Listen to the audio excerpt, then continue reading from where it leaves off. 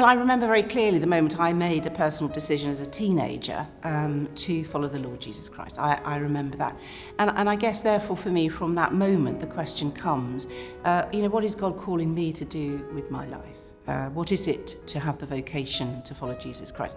So in a sense, there's been iterative moments all the way along. So whether as a nurse or a priest, it was my vocation first and foremost to follow Jesus. It's interesting. I think most people who are called into ordained ministry often feel they're slightly imposters. And so that's not uncommon. But also I think being a woman at a time and being in a church that was conservative evangelical, it was hard to see, in a sense, the working out of what I thought God was calling me to be.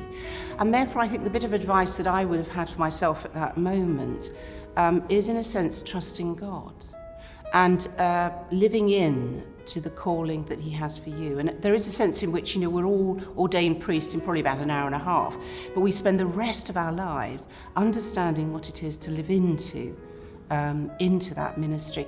And I think I probably would have given myself and actually other people discerning the advice that one is, if you don't see yourself, actually maybe God is calling you to fill that space. And the other one is to have confidence, to live into the calling that God is calling you to.